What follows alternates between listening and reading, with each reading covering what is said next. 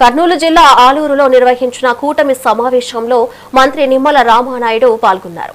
రానున్న స్థానిక సంస్థల ఎన్నికల్లో 3 పార్టీలు సమన్వయంతో పనిచేసి ఘన విజయం సాధించాలని ఆయన పిలుపునిచ్చారు. ఆలూరు నియోజకవర్గ అభివృద్ధి కోసం 1607 కోట్ల విలువైన పనులను 2 ఏళ్లలో పూర్తి చేస్తామని తెలిపారు. రాయలసీమలో సాగు, తాగునీటి సమస్యల పరిష్కారానికి ప్రభుత్వం ప్రత్యేక ప్రాధాన్యమిస్తుందని మంత్రి పేర్కొన్నారు.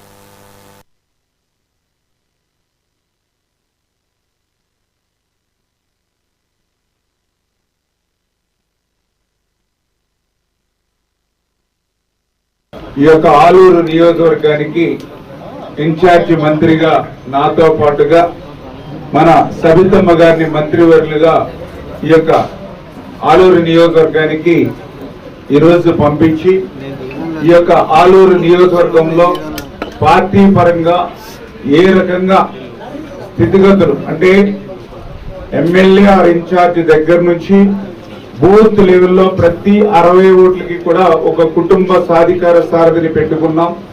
ఆ రకంగా ఉన్నటువంటి పార్టీ యొక్క సిస్టమ్ ఈ యొక్క ఆలూరు నియోజకవర్గంలో ఏ రకంగా స్ట్రెంగ్తన్ చేయాలి, ఏ రకంగా బలోపేతం చేయాలనే దాని మీద ఒకటి. రెండవది, రేపు రాబోయేటువంటి స్థానిక సంస్థల ఎన్నికల్లో ఏ రకంగా మనం గెలుపు సాధించాలి. మూడవది, రేపు 2029లో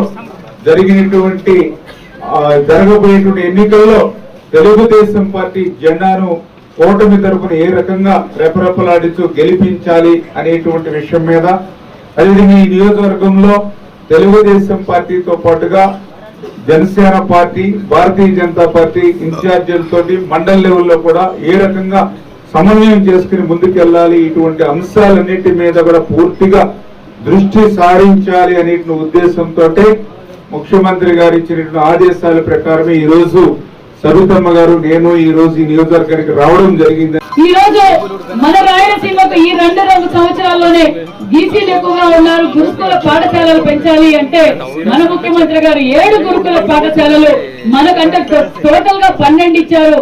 10 గురుకులాలు మొన్నటి రోజున మనకి సెకండ్ దాంట్లో 10 గురుకులాలు ఇచ్చారు. అందులో రాయలసీమలో కర్నూలుకే 2 గురుకుల పాఠశాలలు కూడా ఇచ్చామన్న విషయాన్ని కూడా తెలియజేస్తున్నాం. ఆ 2 మంత్రాలయం పట్టుకొని ఇచ్చాం.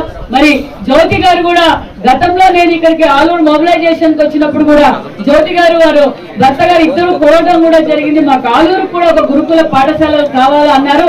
ఖచ్చితంగా గురుకుల పాఠశాలలు కూడా మీకు ఇంకొకటి కూడా నెక్స్ట్ ఇయర్ శాంక్షన్ చేస్తామన్న విషయం కూడా మేము తెలియజేస్తూ, అంతేకాకుండా మరి టెక్స్టైల్స్ పార్క్ అడిగారు సోదరులు. ఖచ్చితంగా ఏమాత్రం ఫీజిబిలిటీ ఉన్నా మరి చూసి మనం ఎక్కడైనా ఉంటే ఖచ్చితంగా ఎంఎస్ఎంఈ పార్కులు ప్రతి నియోజకవర్గంలోనూ ఎంఎస్ఎంఈ పార్కులు మన విజనల్ లీడర్ మానేశ్వరి ముఖ్యమంత్రి చంద్రబాబు నాయుడు గారు చేస్తున్నారు. కాబట్టి నేను తెలియజేసేది ఒకటే, ఖచ్చితంగా ఏమాత్రం ఫీజిబిలిటీ ఉన్నా మరి ఇక్కడ టెక్స్టైల్స్ పార్క్ కూడా మరి అవకాశం ఉంటే ఖచ్చితంగా చేస్తామన్న విషయాన్ని కూడా మీకు అందరికీ తెలియజేస్తాను.